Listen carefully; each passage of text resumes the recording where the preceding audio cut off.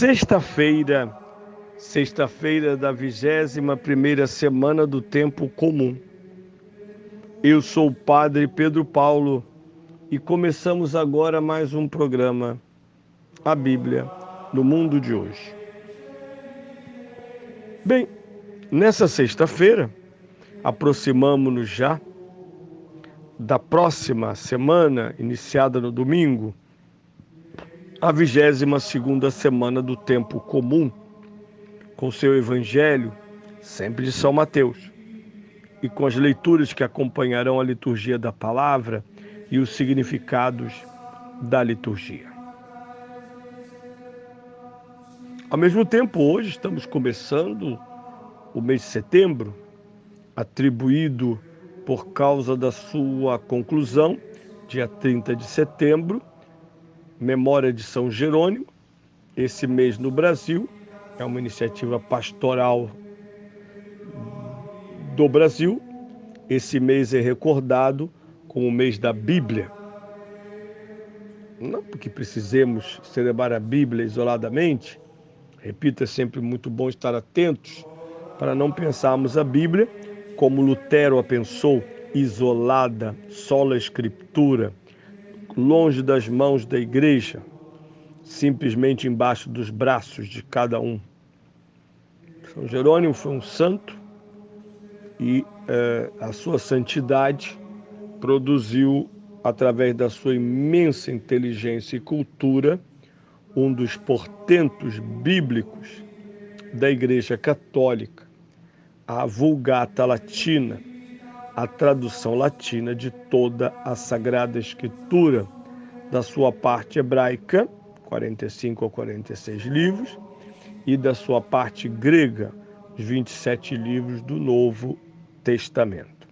Eles se tornam uma só Bíblia em latim, no momento em que São Jerônimo está permitindo à Igreja alimentar o grande Império Romano, do qual é religião oficial desde 312, com Constantino, alimentar o Império Romano, os quase 100 milhões de habitantes, e um texto palatável, visto que a língua latina é a língua que funda o Ocidente, que tem como centro o Império Romano.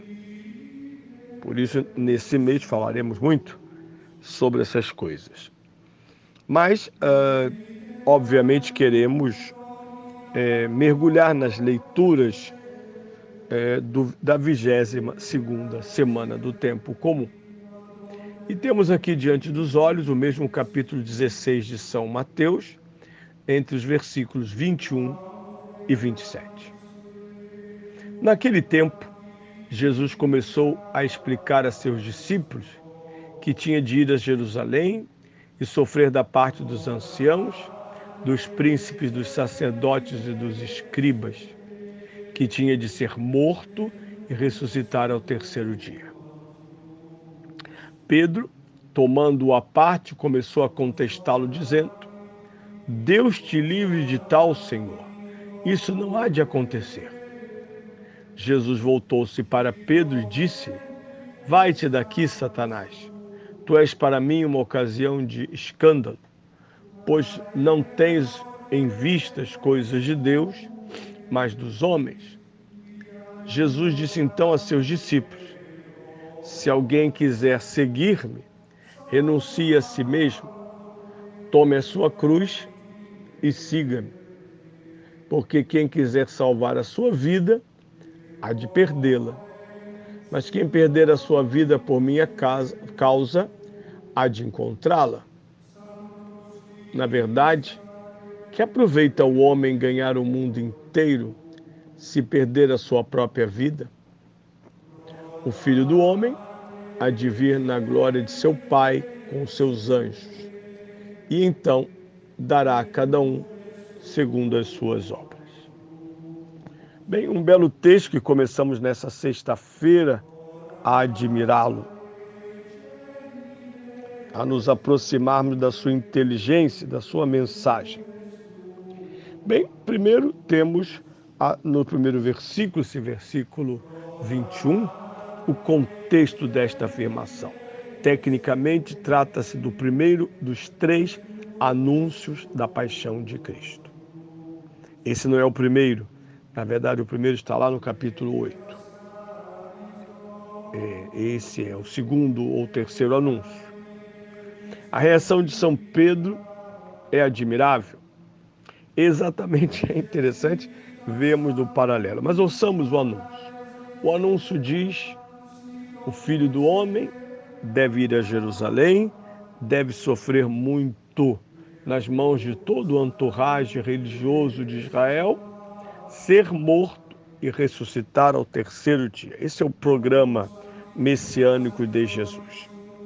Primeiro, tem que ser em Jerusalém, porque ele dirá, num certo momento, sobre a cidade de Jerusalém: Jerusalém, Jerusalém, que matas os profetas. Portanto, ele vai morrer na cidade de Deus, na cidade onde Deus mora, porque lá está o seu templo. Deve ser morto pela cidade de Deus, aparentemente como os profetas, rejeitados pelo poder do rei, dos príncipes e dos religiosos. Esse é um fator importante em todos os 4 evangelhos, ou melhor, os 3 evangelhos. Isto é patente: devo ir a Jerusalém. Jerusalém não é uma opção. Jerusalém é o lugar marcado por Deus, exatamente porque com Cristo o templo de Jerusalém desaparece, porque Cristo inaugura o novo, definitivo e eficaz culto a Deus. Afinal de contas, segundo a carta aos Hebreus, o sangue de animais que até então encenava perdão não é mais suficiente. Será o sangue do próprio Filho unigênito, qual cordeiro imolado, a purificar eficaz e definitivamente os homens de suas manchas, misérias e pecados. Por isso ele deve ser morto. E mais ainda, não se trata de uma acusação que Jesus faz aos religiosos. Jesus simplesmente mostra que é a tradição de Israel que está se realizando. O credo dirá: morreu sob Pôncio Pilatos, ou seja, a execução da sua morte é de poder romano, mas a decisão da sua morte, humanamente falando, é de poder religioso. É o sumo sacerdote que exige de Pilatos a crucifixão de Jesus, a sua morte. E mais adiante, quando estiver catequizando durante a Páscoa aos seus discípulos, dirá várias vezes que o seu sofrimento estava previsto nas Sagradas Escrituras, assim como a sua vitória e ressurreição. Então, este elemento está presente no primeiro ensinamento. O mais difícil para os apóstolos, porque a primeira parte é extremamente dura. Ele irá morrer, ser morto. Não é a melhor notícia de um líder ao seu fiel grupo de seguimento.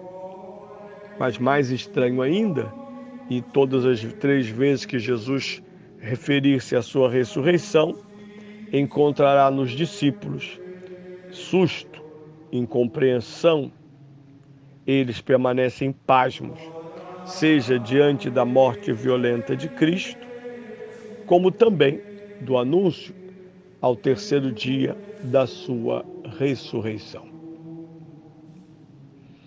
E a segunda parte do texto é, primeiramente, a reação de São Pedro, seguida da resposta ou das respostas de Cristo.